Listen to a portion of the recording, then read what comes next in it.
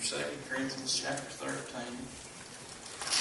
I'm going to read verse 5. This may be a little different type of message than you're used to hearing, but a person's got to obey the Lord and listen to what He tells them to do. But if I had a thought tonight, I guess the title of my message would be, are you a member of the Tator family?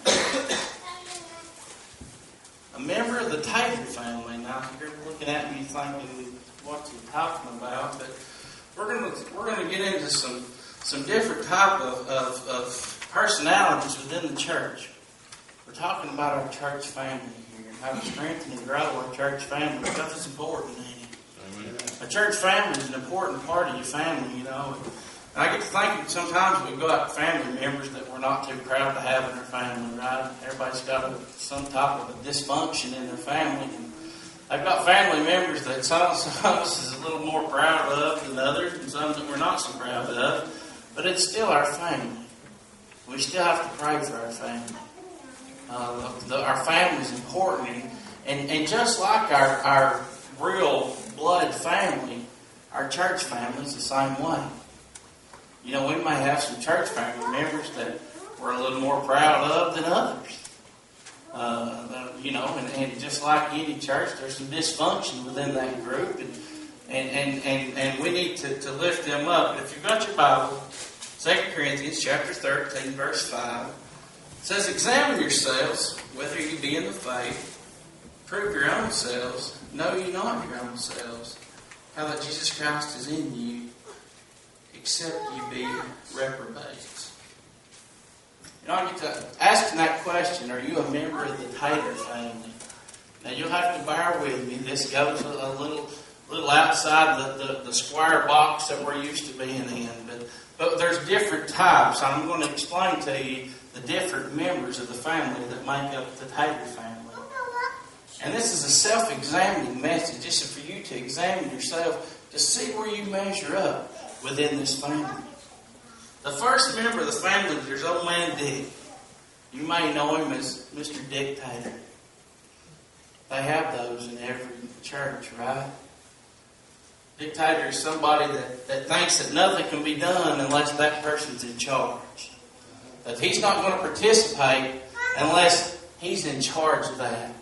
Mr. Dick Tator is a person that doesn't allow others to flourish and grow under his charge because he doesn't want to let go of it. That's Mr. Dick Tator. The second person of the member of the family is old Road Tator. This member of the family is here one day and he's gone the next. He's here one service and gone the next. You can't tell where he's going to be because he can't settle himself down in order to get rooted and grounded. Church, being rooted and grounded is important. Being rooted and grounded when the storms of life come, it's important to be rooted and grounded because the winds that the devils and the things that the devil will throw at you will pluck you right out of the ground if you ain't careful. And being a Mr. Rotator is definitely hard on your church family.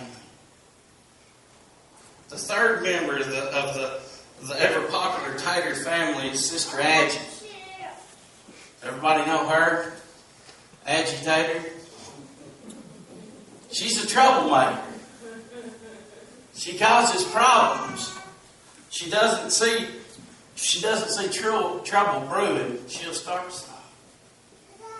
Now, everybody I know is thinking of somebody in their real family that's just exactly that way, because I've seen your eyes roll back in your head and you name somebody, I guarantee it.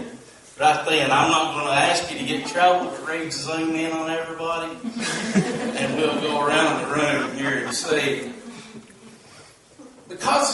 Sister Aggie causes a lot of confusion in the church. Causes a lot of dismantlement within the church. Causes some uproars within the church. And we've all been in churches sometimes where Sister Aggie has probably been there. Sister Agitator can sure show her ugly head. She's not very pretty at all. But she's got an old uncle that gets pretty rough too. Old Uncle Erie Uncle Irritator. Now you get to thinking about Uncle Irritator, you're thinking about rubbing against something irritating you. When you think about irritating, you think about every time you start a new function in the church, a new part of your church. Oh, Uncle Larry's right there to show his big ugly head. You start to start a new program, just like this new Sunday school program. I guarantee you, old Uncle Larry will be right there, ready to shake his old ugly head and point that old ugly finger. Just like every time you don't feel well, Uncle Larry is right there to try to talk you out of coming to church, ain't he? Every time that your family's got something else going on, old Uncle Larry will show you again, it'll be all right. He's starting to rub against your relationship with Christ. Uncle Larry and Sister Aggie work hand in hand together. Because Uncle Larry will rub against your relationship, and Sister Aggie will get you just aggravated with your own self because of the way you've let your relationship with Christ suffer. And Sister Agitator will just get you headed down the wrong path that you don't want to go. In James chapter 3, verse 16, if you break that down, it says where envy and strife is, there's confusion and every evil work. If you think about that, I beat Mickey to it. He was working on it. But it's like an old gentleman who was always against everything as the church did. And somebody may have heard of this. So one day the church decided that they'd buy a new chandelier for the foyer. And sure enough, that old feller was against it. When asked why he opposed to purchasing this new chandelier, he replied, "We don't have anybody that could even play one. Besides, what we need is new lights for the church." So I guess we'll always have Uncle Irritator around to make us humble, right? Another member of the renowned Tator family is Cousin Hezzy. Does everybody know Cousin Hezzy? Hezzy Tator? She's a dandy. Nothing gets done in the church as long as Cousin Hezzy has something to do with it. When you want something to start for God, Cousin Hezzy will hold you right back. She hesitates about working for God. She hesitates about taking a Sunday school class. She hesitates about witnessing for Christ. She hesitates about praying. She hesitates about paying her tithes. Oh, that hurts a little bit, don't it? She hesitates about winning souls. And as a result, she misses the opportunity to receive a blessing for working for God. You see, we can hesitate ourselves right out of being in God's will. See, I think of everything in life as having that one small moment that if everything works out perfect, you may be just the exact person to win somebody for Christ. But if you hesitate just for a second, what happens? That gives the devil just a little room to run in and make him block and run intercession for you. Cousin Hezzy can really hurt your growth as a Christian. Cousin Hezzy can really hurt your growth as a church.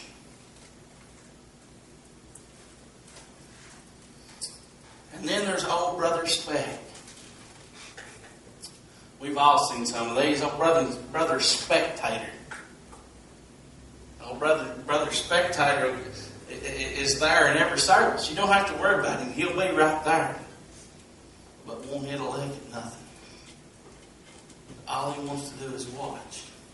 You see, he's on more than a social event of coming to church. He's not coming to church because he loves God and wants to worship Him. He's coming as more of a social event in order to watch what's going on.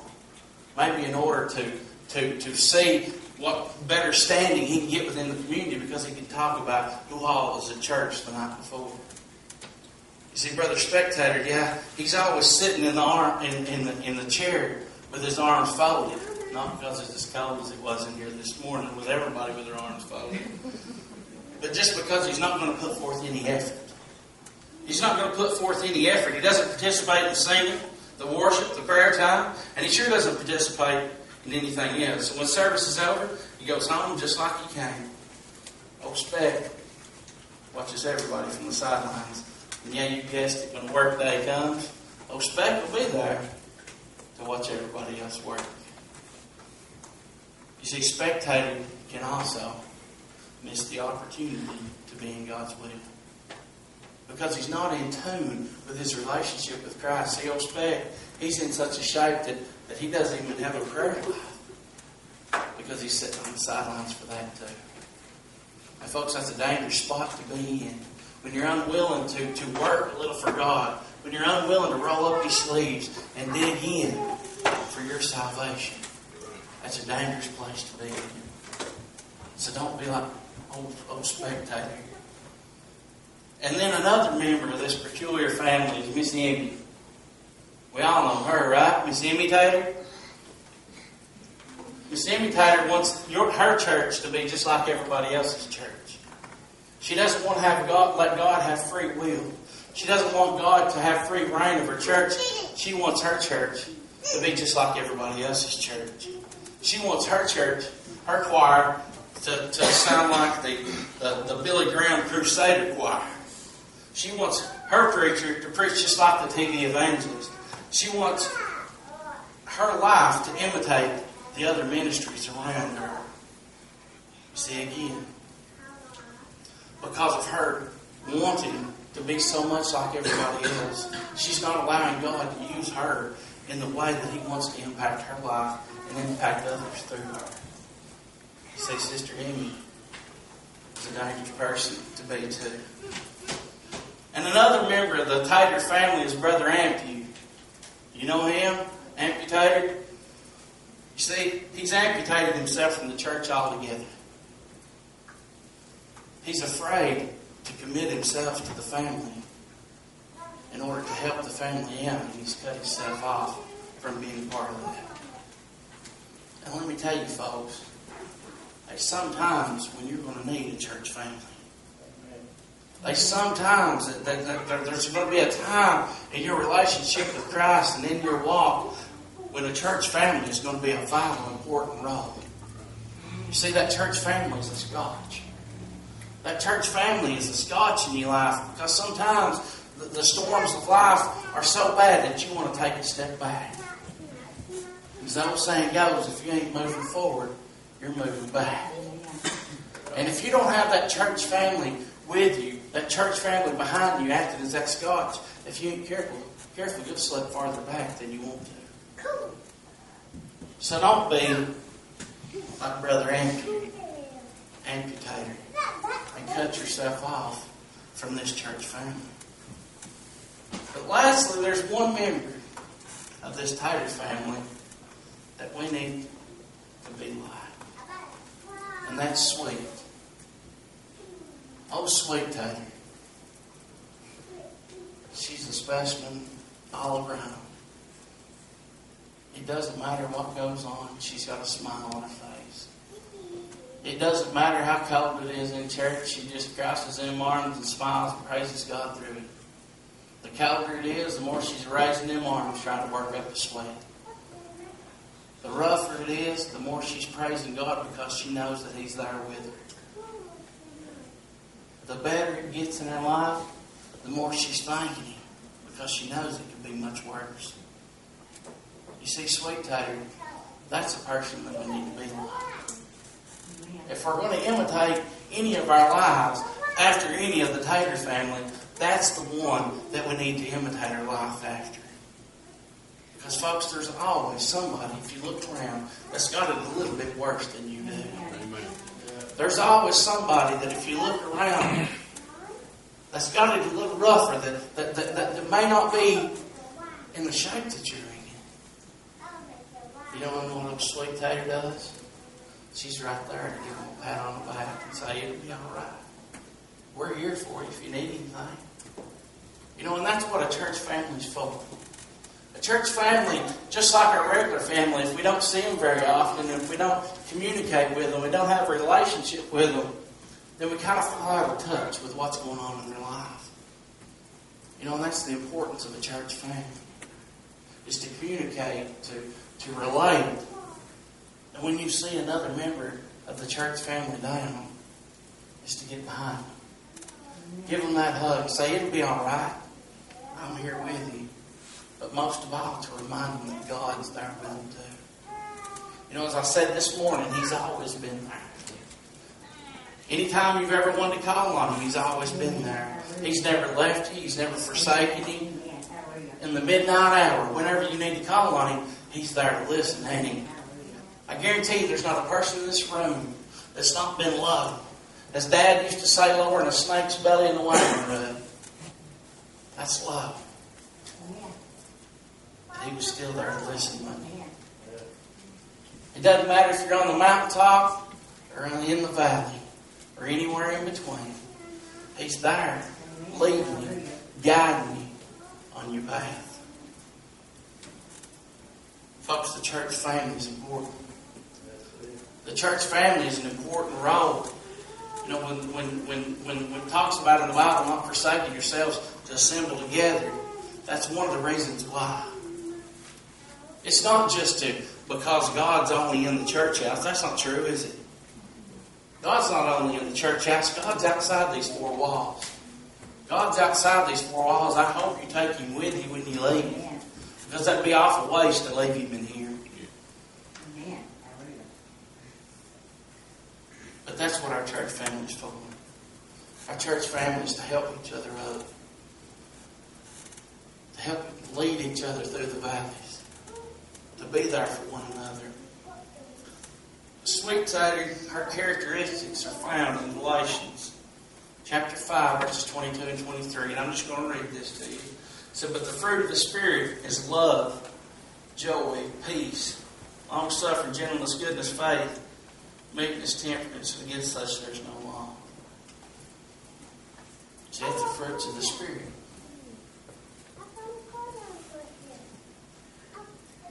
That's the characteristics that every Christian should show. Those fruits of the Spirit sometimes get rough, don't they? Sometimes it gets rough to bear those fruits, don't it? But again, that's what our church family is for. Our church family is to help lighten that load. You know, if your brother's got to carry a burden, then we need to bear that as well. We need to share in that burden. Every church needs some sweet taters in them. Right? Every church needs some sweet taters, and the rest of the Tator family just needs to get saved. Sweet taters has a kind word to say to everybody. She even tells the preacher he did a great job even when he didn't. But I just looked at that and I said, Sweet Tator always wants the best for the church. Following the leadership of the pastor and the church leaders without complaining. If the music is too loud, she just worships anyway. When the building's too cold, she just wraps up.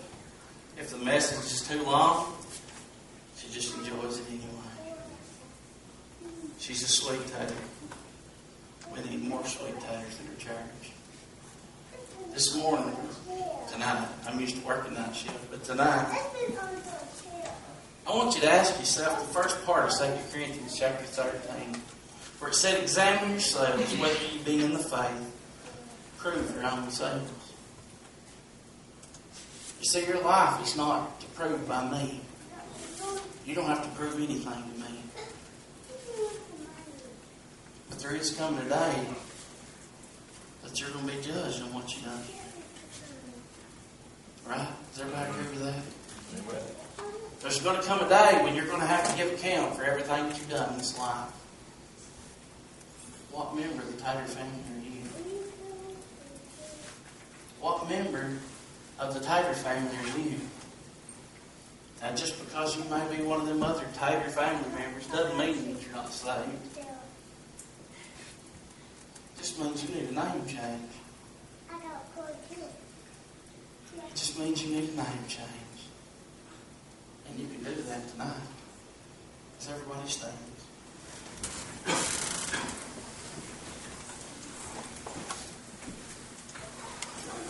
I'm not going to play any music. But if there's a need here tonight, if you're questioning yourself already thinking, what member am I? I hope by tonight that you're leaning more toward the sweet side. But we all show the characteristics of some of those other Tator members sometimes, don't we? That's just the fleshly nature that we're in. It gets rough. But I hope now, just like when we were doing the study of Lord Change My Attitude, me and Beverly work together. And that's probably one of the best things for our work relationship, because we can sure get aggravated at times. And Bev would look over at me and she said, "See, I need to go back to Wednesday night." Or I'd do something and she'd say, "Wednesday night?" She'd just give me the eye. You know, and that's what a church family's for too, isn't it? To keep each other in line. See, we could all have the irritators, the hesitators. We could all be the amputators sometimes. We cut ourselves off because we don't want to burden each other with our problems. Folks, that's what we're here for.